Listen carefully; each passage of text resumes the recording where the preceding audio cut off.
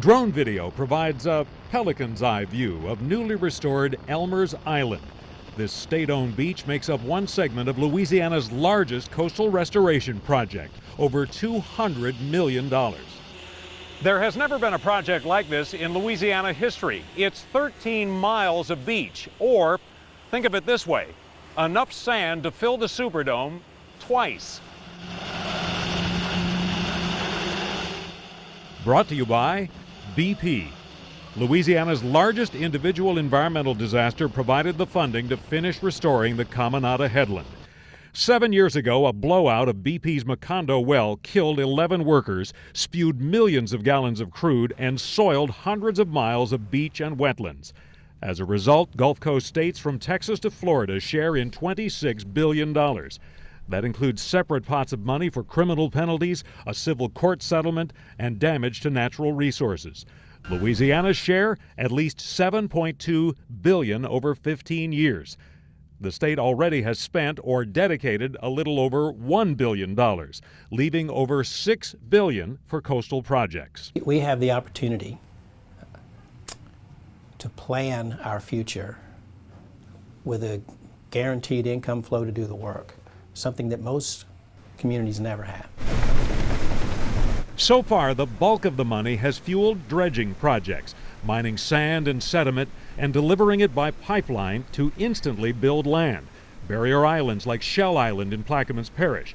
The Lake Hermitage project on the west bank of Plaquemines turned 100 acres of mostly open water into marsh. The bulk of it has to be spent on ecosystem restoration. So looking at putting us back to pre-oil spill where we were and restoring for those injuries from the oil spill. The next round of money goes to half a dozen projects. It'll repair bird habitat on Queen Bess Island in Jefferson Parish and Rabbit Island, the westernmost pelican rookery in Louisiana, marsh creation in St. Bernard Parish, shoreline protection for the Jean Lafitte National Park, ridges and marsh in Terrebonne and Plaquemines parishes.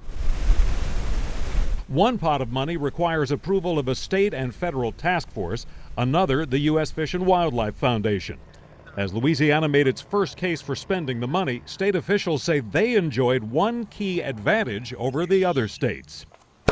Louisiana's Coastal Master Plan, the 5-year blueprint for restoration. Louisiana was really ahead of the game compared to the other states and even some of the federal agencies. That master plan really did serve us well. By far, the most ambitious and most controversial part of the master plan involves the state's effort to mimic the Mississippi River's land-building power.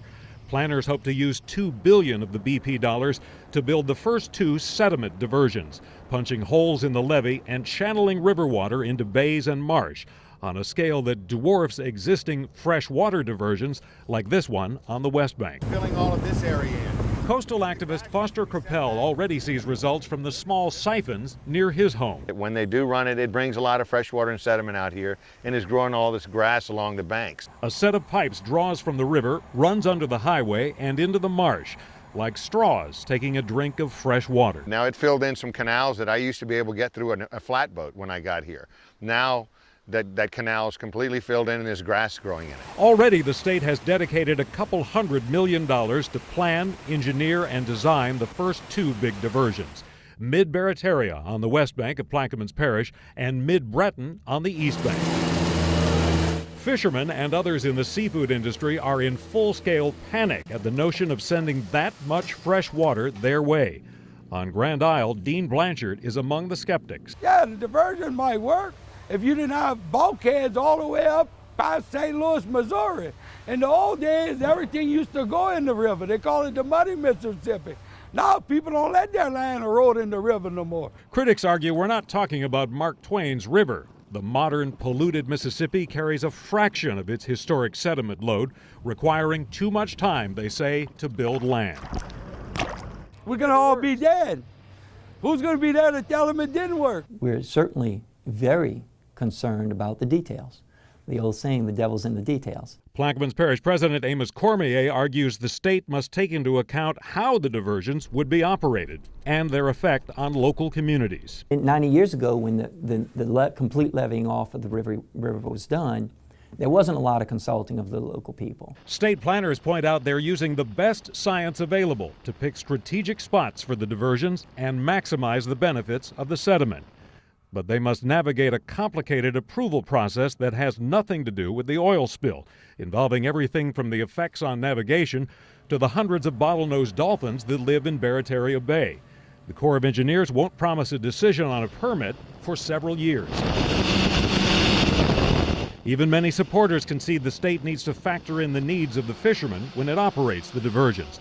But they argue new land built through dredging will simply melt away unless the river reconnects with the marsh. It is the only force of scale that we have, that we can use, that can somehow match up against the forces that are against us. We're accountable for these funds, and we understand that, and we understand our responsibility to really spend our money wisely. It's only a moment in time, but we have it. We have to take full advantage of it to make sure the community is making these decisions. We can do that. After the diversions, the state estimates just shy of $5 billion of spill money will remain. Nowhere close enough to piece back together Louisiana's tattered coastline, but an unexpected down payment. John Snell, Fox 8 News.